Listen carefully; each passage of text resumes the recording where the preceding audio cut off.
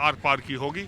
मुझे ऐसा लगता है और आपको भी लग रहा होगा कि सन 2024 का लोकसभा चुनाव बीजेपी ने मन बना लिया है कि अब भ्रष्टाचार की लड़ाई के नाम पर इसे लड़ा जाएगा और विपक्ष इसे मुद्दा बनाने में लगा है कि एक एक कर विरोधियों को चुना जा रहा है। तो देश में कहीं ऐसा माहौल तो नहीं बन रहा है जैसा शेर में कहा गया है कि शहर तुम्हारा, मुद्दई तुम ही मुंसिफ, हमें यकीन था कसूर हमारा ही निकलेगा। बहरहाल आम लोग इस पर क्या सोचते हैं आपको पता ही कि राह चलते लोगों से मैं बात करता हूँ, मजमा जुटाता नहीं।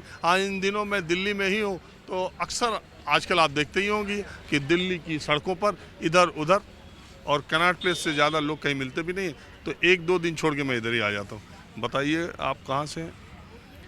मैं आरा बिहार से हूँ। यहाँ दिल्ली? जी हाँ, दिल्ली कुछ काम से आया था। चलिए, तो बिहार से, तो बिहार का भी आप सुने ही मैंने क्या बोला। जी जी जी। क्या है कहानी है, क्या बिहार के लोग क्या सोच रहे? देखिए, आम लोग जो पढ़े लिखे जो बुद्धिजीवी लोग हैं वो तो सोचते हैं कि सरकार और सरकार की एजेंसी जो कार्रवाई कर रही है वो निश्चित रूप से सच्चाई के करीब है। जहाँ तक भ्रष्टाचारी पर कार्रवाई की बात है तो ये तो कोई भी सरकार हो, अगर कार्रवाई होती है तो आम जनता के लिए बहुत ही अच्छी बात है कि जनता के पैसे से जो गाड़ी कमाई जो जनता टैक्स के रूप में देती है, चाहे सर्विस टैक्स हो, चाहे सेल टैक्स हो, इनकम टैक्स हो, उस टैक्स से जो राजनेता लोग ऐश आराम करते हैं वो जनता के विकास के लिए खर्च ना करके और उसको गलत तरह से उपयोग करते हैं, उसका दुरुपयोग करते हैं। अगर उन पर कार्रवाई होती है तो ये निश्चित रूप से सराहनीय कदम है।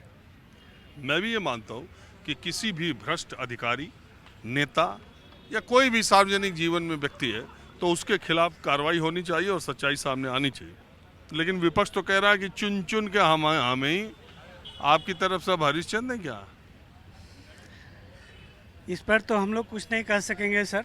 केंद्रीय जांच एजेंसी की कार्रवाई पर हम लोग को भरोसा है और पार्टी क्या कहती है। एक बात आप हमको बताइए, अभी 2G का घोटाला हुआ था, आपको मालूम है ना? जी जी जी। कितना बड़ा घोटाला। उस समय के तत्कालीन कैबिनेट मिनिस्टर ही उन्हीं की सरकार थी, उनको इस्तीफा देना पड़ा, वो जेल गए, और एक डीएम के सरकार उनको समर्थन दे रही थी, वो भी जेल गई। 2017 में यही पटियाला कोर्ट में जज साहब आए, बैठे और उन्होंने कहा कि सभी आरोपियों को आरोप मुक्त किया जाता है, सब बरी हो गए। और वो सबसे आज़ाद भारत का सबसे बड़ा घोटाला कहा गया, कोई 1,64,000 करोड़ एक कितना कर रहा था, सारे आरोपी बरी हो गए। तो बात ये है कि कन्विक्शन भी तो होना चाहिए। वो तो सबूत पर निर्भर करता है, कोर्ट की कार्रवाई तो उनके सामने जो। छोड़िए 2024 को बिहार में क्या रहेगा, 39 सीट एनडीए जीती थी, अब वो दोनों लोग मिल गए, बीजेपी अकेले पड़ गई है। इनको क्या नाम है, आरसीपी को भिड़ा रहे हैं, अभी कुशवाहा को तोड़े हैं उधर से, उपेंद्र को। क्या लड़ाई में रहेगा? देखिए, जहाँ तक बिहार की राजनीति का सवाल है वहाँ पर जातीय समीकरण बहुत कुछ मायने रखता है और अगले चुनाव में भी कहीं न कहीं ये आभास मिल रहा है कि आरजेडी और जदयू का जो गठबंधन बना है उसको पिछले चुनाव के मुकाबले फ़ायदा होगा।